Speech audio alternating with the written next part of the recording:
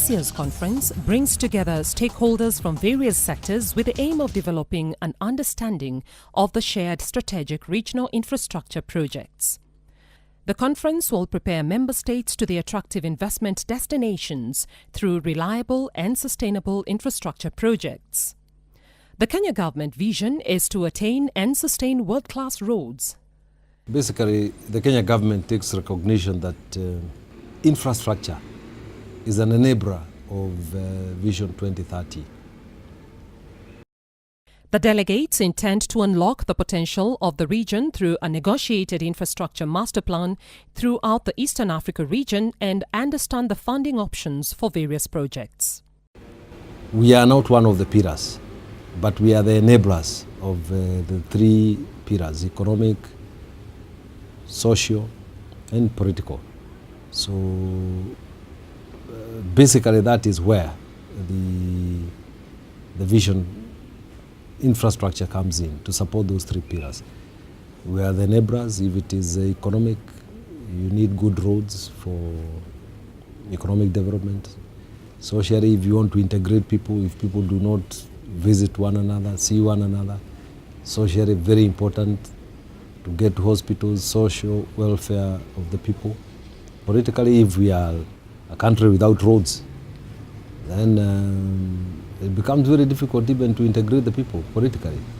So infrastructure is an enabler. Number two, it has been proved all over the world that when you have infrastructure development, when you spend money on infrastructure, it has a very big multiplier effect on the growth of a country, be it economic or otherwise. So spend money on infrastructure, good infrastructure, programmed infrastructure, not just infrastructure which is, I would call, a white elephant. In a bid to unlock the infrastructure potential in the region, the Kenya government has established several roads authorities with specific mandate to design, build and maintain the road network. The mandate of the Kenya Urban Roads Authority is to develop, manage, rehabilitation of all roads in cities and municipalities in Kenya.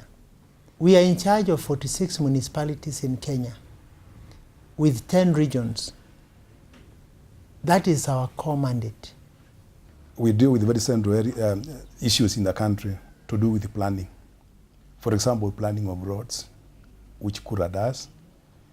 And then Kenya Institute of Planners is composed of planners, or town planners in the country. Actually, they are not actually town planners.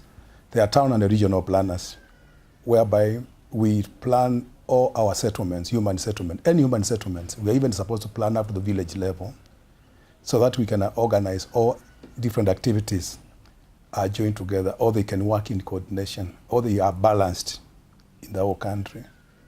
And this is mainly in tune with the government policy in planning. And the government wants Kenya to be a very harmonized, fiscally planned nation, which also has to also be in tune with our economics, because you cannot plan outside also economic planning. So they are all together. So as a plan, actually, you get all these bits: the engineering bit, the social bit, the economic bit. But then you are the only one who can see it in as a whole, holistically, because you know a bit of each. And then in all this work, you work with all these professionals, coordinating them. Then that's why you can come up with a plan for the whole nation. Actually, basically as a town planner, I see it very important because infrastructure is basically the arteries of a nation, of development. Because once it is discussed, like when you look at roads, you look at even other utilities, if they are well planned, it becomes easier for other activities to take place. So the conference, and the good thing is in the conference, is not only engineers meeting, they are all stakeholders are meeting, those who are supposed to work together and who have to work together. So in it, we'll come up with a balancing way of looking at life and our planning, fiscal planning, and otherwise holistically, so that we don't think in small segment. We see the nation as a whole. So it will assist us to open up our eyes to the opportunities, or we can link each other, and how we can even have a better environment. If you are there, you have the forester, they will talk about their trees, and they will know how you can beautify a place The engineer will know how to do good roads. The planner will know how to actually plan them to see where they will be before the engineer comes to do his designs. The economists will say, where will you get the money from? Or will you develop this school? Or about that estate? Or about that hospital? So it will be very good for us. Opening our eyes and knowing that, sharing our commonalities and ironing out any differences or imperfections we have, looking to the way forward. So I think it's something we look forward to. Kenya intends to be a middle-income country and is on course towards attaining the Vision 2030 goals. My ministry will continue to support the development of regional trade and investment through targeted interventions in the transport sector. Our axolotls, I'm happy to note that Kenya has agreed to the 56 tons after extensive regional consultations among the East African partner states. The modernization of our way bridges will continue to facilitate faster clearance of transit cargo to regional capitals. The investments we are making in addressing regional roads connectivity will not yield the desired results if corresponding interventions are not made in railways and maritime sectors. I am therefore appealing for interventions in the railway subsector to ensure railways handle bulk containerized cargo to minimize road damage through overloading by transporters. I am also appealing to transporters to observe the legislated axle load limits so as to protect our roads from premature failure due to overloading. The Vision 2030, I think, really anchors the government's vision insofar as trying to drive Kenya to a middle-income country.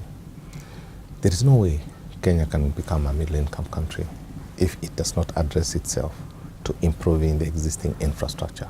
Because infrastructure opens up the country. Infrastructure provides the services required for moving goods and persons all over. And if you can be able to move that, then you can be able to bring the public and the population to an understanding that they need to work. And the Kenyan population is clearly entrepreneurial. If you give them that infrastructure that they need, they can now, with their own drive, generate the necessary revenues that will drive Kenya towards Vision 2030.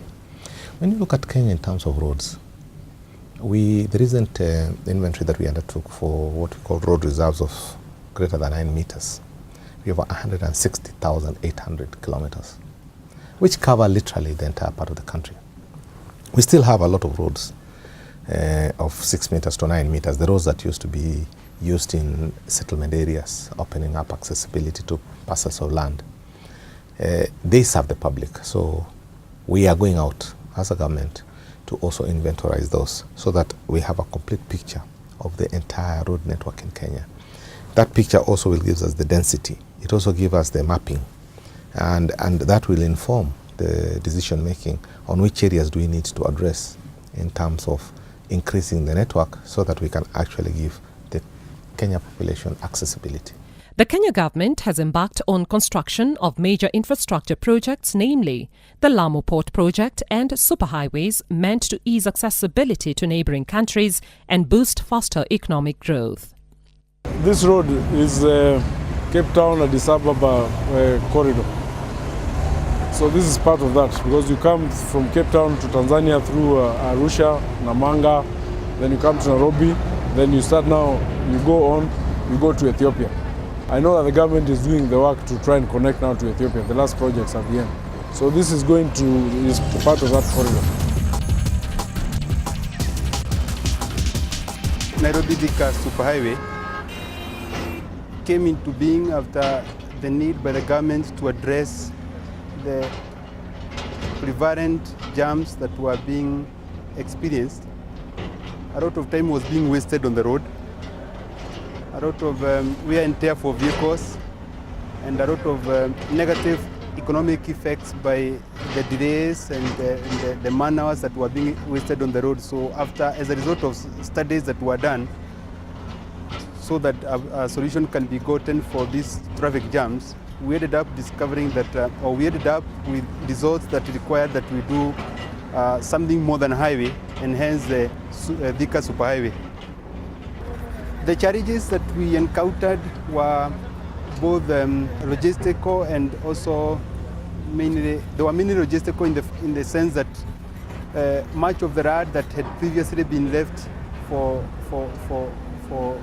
road construction, or part of it had already been used for buildings, and the government had either to acquire or clear the road reserve. So that took a little bit of time. Once that hurdle was over, then we had the challenge of services, the utilities basically. We had water, we had Kenya Power, we had the telephone, internet cables. They were all falling within the space that was required for road construction. And to remove that, it took us some time, and we had it was a big challenge at the beginning.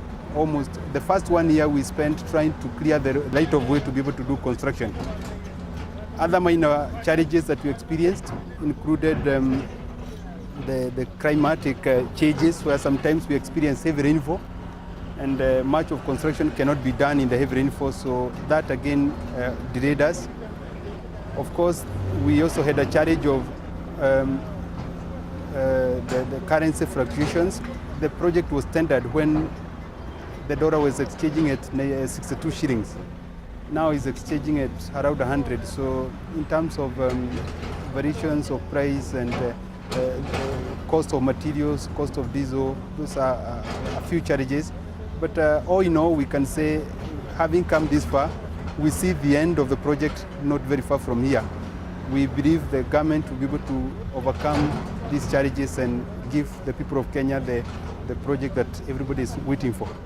This project has been treated by the government of Kenya as a pilot project in terms of complexity, in the sense that in this region, I believe in the whole of East Africa, the 5 countries, we don't have a project like this. And it's evident in the fact that visitors, senior government people from our neighboring countries within East Africa have been visiting here. They've been appreciating what we have been doing, and you find them yearning to replicate the same in their places. So it is actually the leading pilot projects in terms of a superhighway. And of course, we are definitely proud of that. And what we foresee is that given the rate at which our cities are growing and the way the East Africa is developing, this will be replicated by many of the other countries. And even for our cities, you might find that this will be replicated, depending on the traffic needs. This will be replicated in several other locations.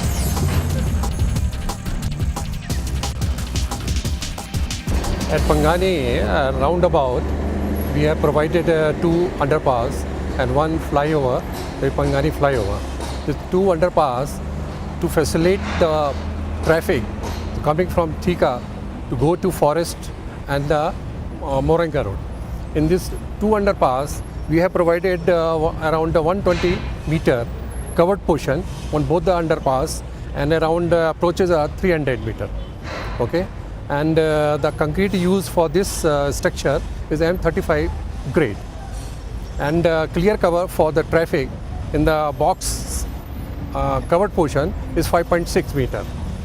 And this Pangani underpass, Pangani flyover is we have provided to provide the people coming from Forest to Kariakor side, and people coming from the Thika and want to go to Moringa, they can use the this right side service road they can use.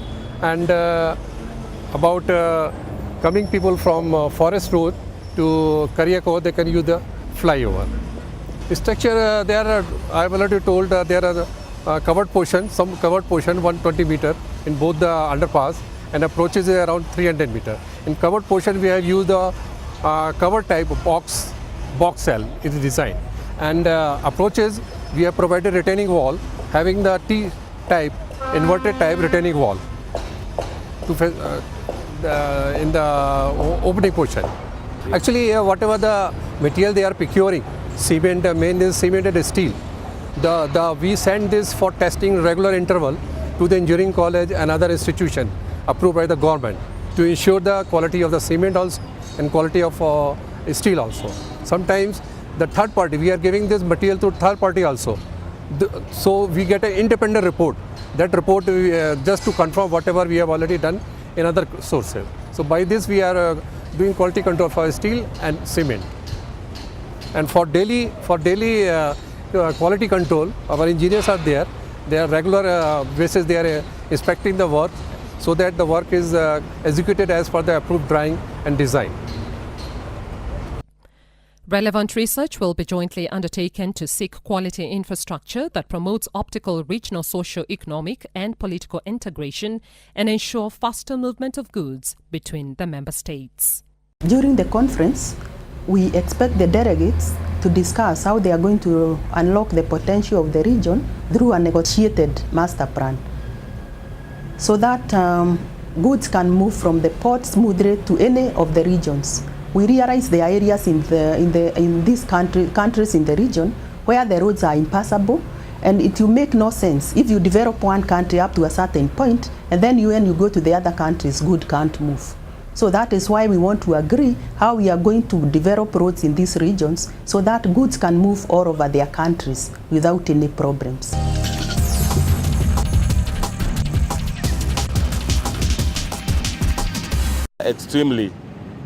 Extremely happy about the Kibaki administration on matters of development in terms of roads, and we feel we have been honored by that. Tumekuwa tukichukua muda mrefu sana kutoka hapa, unaenda mpaka Nakuru unatumia karibu masaa 6, lakini kwa saa hizi unaona unatumia masaa mawili na nusu. Barabara ni nzuri zaidi, na ninatoka hapa ninaenda airport nipakie mzigo wa kwenda Sudan. The meeting intends to come up with solutions to existing challenges and introduce standard axle loads controls on the entire road network in Eastern Africa. It is clear that most cargo vehicles on our roads are originating from the Port of Mombasa or Kenya pipeline depots. These are government institutions that cannot escape responsibility for overloaded vehicles originating from their premises. I am therefore directing the ministers for roads, energy and transport to liaise and work out modalities of ensuring that vehicles loading cargo at the Port and Kenya Pipeline Company depots are certified to comply with the permitted axle weight limits.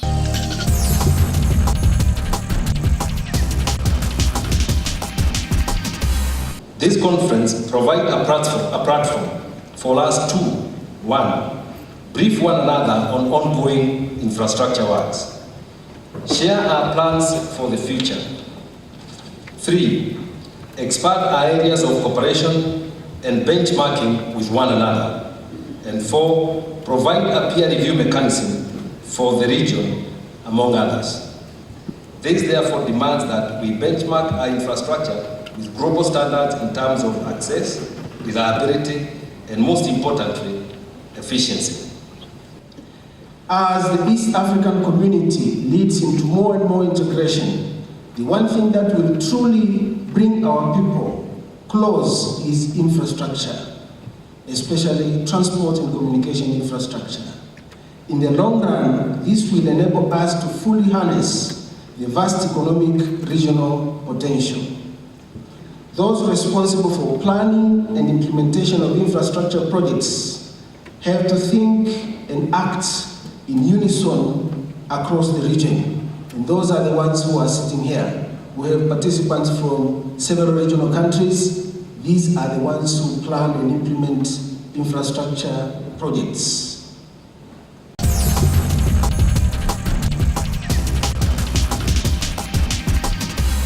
I am pleased to join you for the official opening of this important regional infrastructure conference.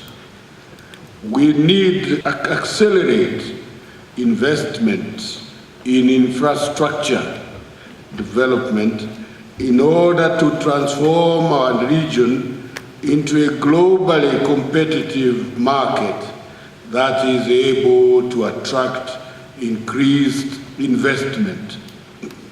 This will involve upgrading and modernizing existing roads and rail networks, as well as extending the network to other parts of our countries and region. It will also involve revamping our ports, facilities, telecommunications, and civil aviation systems. We also need to implement a clear framework of facilitating private sector participation in infrastructure development, either on its own or in partnership with governments.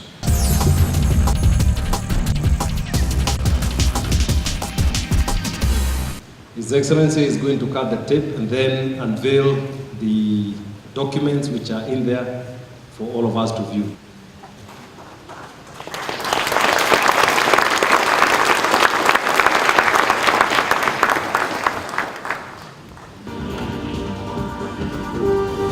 This is the standard tender document on procurement of roadworks under performance contract. The second document is the cost estimation manuals for roadworks. And the third one is the standard document for procurement of road maintenance works at a unit rate based term contract.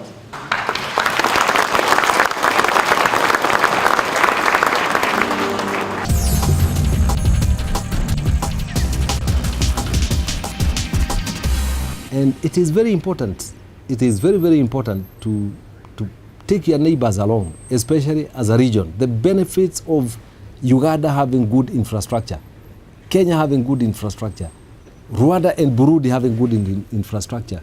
It's so critical. As we are all aware, infrastructure plays an important role in spurring growth in all our productive sectors in our economy.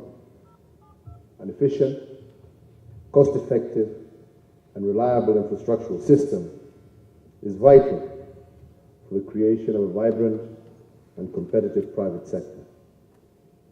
This is a key driver of growth, employment, creation, and ultimately poverty reduction. It also ensures competitiveness of our products in the local, regional, and international markets, thereby opening opportunities for entrepreneurs to expand their businesses, who realize that this infrastructure is supposed to be for the benefit not just of ourselves, but also of future generations. With those few remarks, it is indeed my pleasure to once again officially call this distinguished gathering to a close, and hopefully pray that we shall once again be able to be together next year for another round of debate and discussion. When we call the whole of East Africa here, then we are telling the world, this is what we want to do. It's a kind of a peer review mechanism. Let others look at you. Listen to others. What is it that they are achieving? Let them say it in public.